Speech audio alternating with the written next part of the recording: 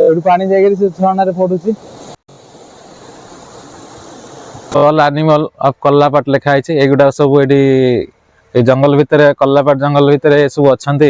ଏ ସବୁ ବସିବା ପାଇଁ ସେଟ୍ କରାହେଇଛି। ଏଠି ଲେଖା ହେଇଛି ଦେଖନ୍ତୁ ବଡ ବଡ ଅକ୍ଷରରେ ଆଇ ଲଭ୍ ଫୁଲି ଝରଣ।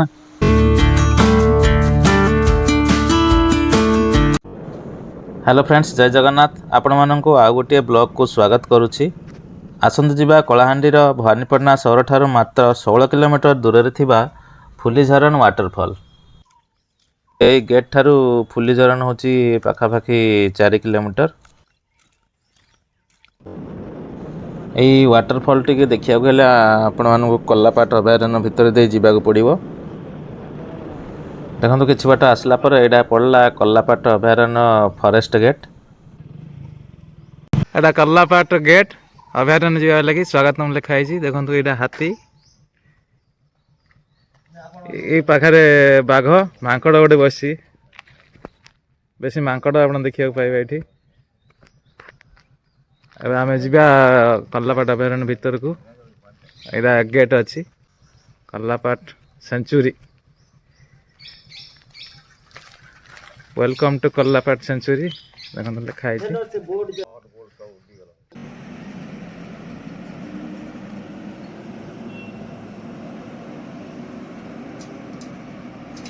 गेट पाखरु अभयारण्य स्टार्ट हो गला। से भाई जने अच्छे मिसिक आम जाऊँ। ए गेट ठारू फुलीझरण होची आउ 3 किलोमीटर। आगु जदि केबे आपण फुलीझरण आछंती ताले कमेंट रे निश्चय जणांतु।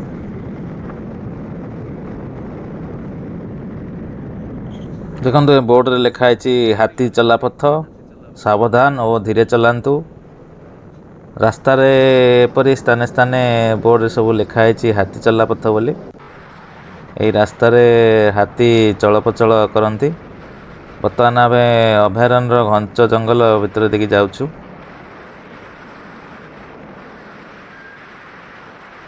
एठी भी बोर्ड रे लिखा है हाथी चला पथ, सावधान और धीरे चलांतु। देखंतु रास्तार उभय पटे थिबा घंच जंगलर प्राकृतिक दृश्य आपण उपभोग करिपारिबे।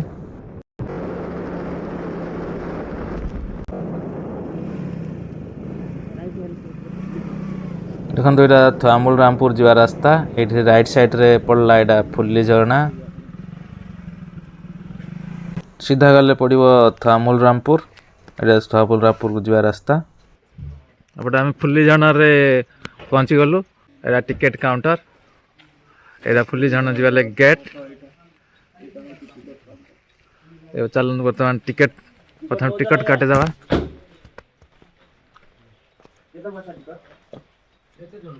एटा टिकेट काउंटर फुल्ली झरना वाटरफॉल।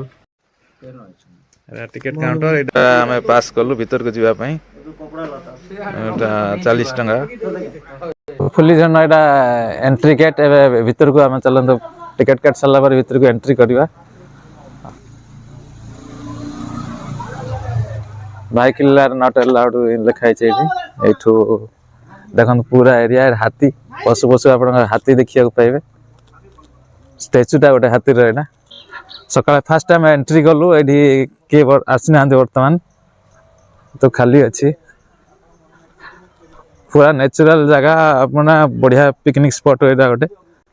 कल्लापाटर प्रमुख 4टी प्राणी मान लिखाई। देखो बिग 4 ऑफ कल्लापाट।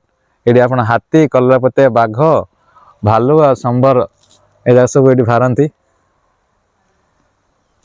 चलते झरना निकट को जीवा। बोर्ड कल्लापाट सब स्मॉल एनिमल ऑफ कल्लापाट लिखा है। एगुड़ा सब ये जंगल भितर, कल्लापाट जंगल भितर सब अच्छे। सब बसिया सेट कराई। जंगल जेने मंगल हेने देखन लिखाई सब स्लोगान मराही। बहुत बढ़िया सुंदर जगह यहाँ। बहुत सुंदर लगुच। फुल्ली झरण ये लिखाई। देखो बड़ बड़ अक्षर आई लव फुल्ली झरण।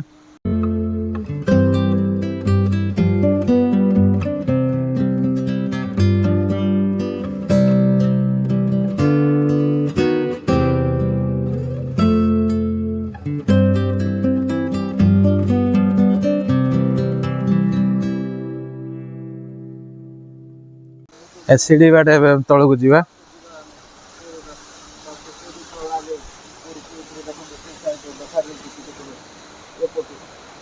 पूरा देखो ऊपर व्यू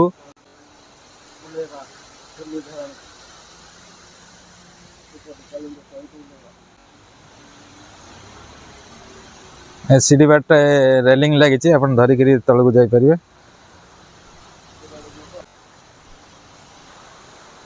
चलते ए झरणा निकट को जीवा बर्तमान आम झरणा निकट को जाऊँ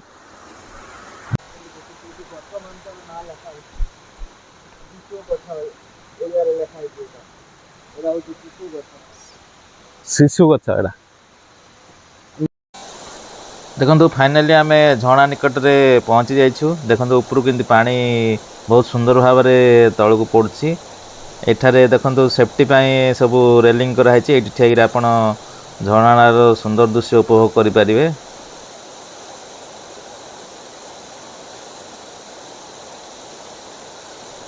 देखो प्राय 50 फुट ऊपर पानी के तल को पड़ुछि। आसतु पाखु टिके जीवा देखिबा।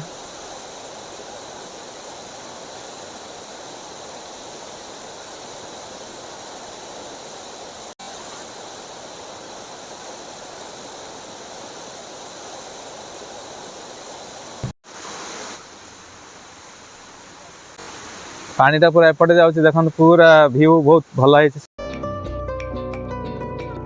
प्रकृतिर कोଳରେ अवस्थित यह जलप्रपातर सौंदर्य पर्यटक मानक आकृष्ट करिथाए। उच्च पहाड़रू खसुथिबा जलधारा चारिपाखर सबुज बनानी एवं शांत परिवेश मन को शांति देइथाए। पानी देखो केते सुंदर भाव पानी आसुची।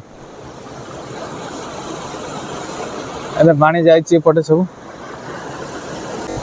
एवं पानी जाकर से झरणार पड़ुची।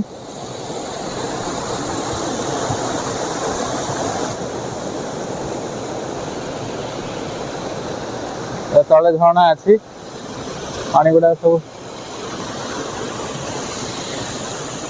फुल झरणा पूरा नेचुरल सीन अभयारण्य भितर झरणाटी अच्छी।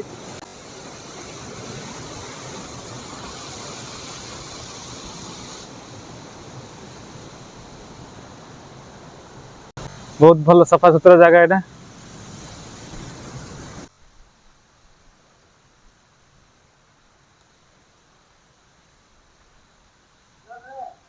भवानीपटना ठारू थुआमूल रामपुर जीवा बस रे किंबा निजस्व गाड़ी रे सहजरे एठाकू आसी पारिबे।